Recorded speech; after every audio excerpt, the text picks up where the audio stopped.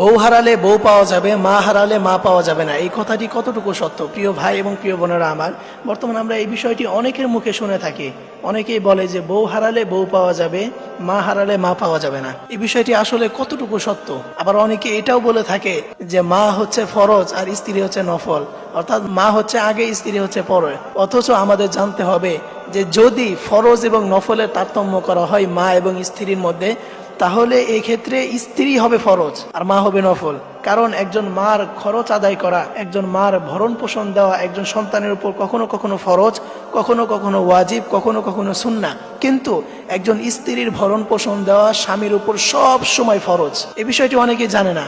অনেকেই বলে যে মা হচ্ছে ফরজ, স্ত্রীর সাথে যা মন চায় তাই আচরণ করে, স্ত্রীর সাথে যেমন মন চায় তেমন আচরণ করে, মায়ের কথা স্ত্রীর উপর আক্রমণ করে, স্ত্রীর উপর আঘাত করে।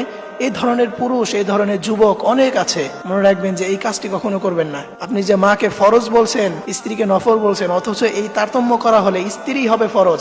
কারণ আল্লাহ হাবিব সাল্লাল্লাহু আলাইহি ওয়াসাল্লাম বলে দিয়েছেন যে একজন স্ত্রীর খরচ দেওয়া, স্ত্রীর ভরণ পোষণ দেওয়া একজন স্বামীর উপর সব সময় ফরজ, কিন্তু মার খরচ দেওয়া কখনো কখনো ওয়াজিব, কখনো কখনো ফরজ, কখনো কখনো সুন্নাহ। এই জন্য বউ হারালে বউ পাওয়া যাবে, মা হারালে মা পাওয়া যাবে না, এই কথাটি সম্পূর্ণ ভুল। এটার কোনো বাস্তবতা নাই। এই কথাটি মানুষের বানানো একটি কথা, মানুষের আবেগী একটি কথা। মানুষ অতি আবেগে এই কথাটি বলে, কিন্তু এটার কোনো বাস্তবতা নাই। মনে রাখবেন, একজন মা এবং স্ত্রী দুইজন হচ্ছে দুই বিষয়। দুজনের মধ্যে চারটি পার্থক্য রয়েছে। একজন মা হচ্ছে হৃদয় আর স্ত্রী হচ্ছে হৃদয়ের মধ্যে থাকা কলিজা। এবং দ্বিতীয় নাম্বার হচ্ছে মার স্থান হচ্ছে মাথার উপরে এবং একজন স্ত্রীর স্থান হচ্ছে বুকের ভিতরে।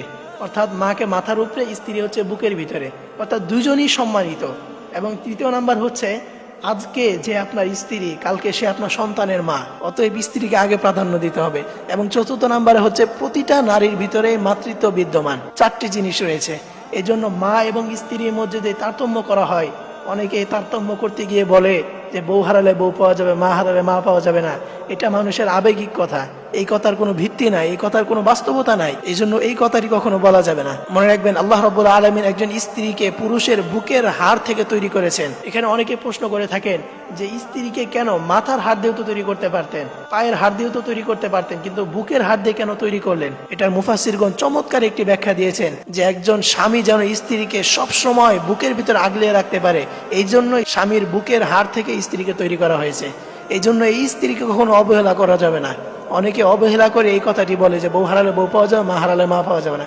এই কথাটি সম্পূর্ণ বানোয়াট, এই কথার কোনো ভিত্তি নাই। এই জন্য প্রিয় ভাই এবং প্রিয় বোনের, এই বিষয়টি কখনো করবেন না। আল্লাহ তাআলা সকল ভাইদেরকে এই বিষয়টি বোঝার এবং তাদের মার সম্মান মার জায়গায়, স্ত্রীর সম্মান স্ত্রীর জায়গায়, এটা বোঝার তৌফিক দান করুক। সকলেই পড়ি আমিন।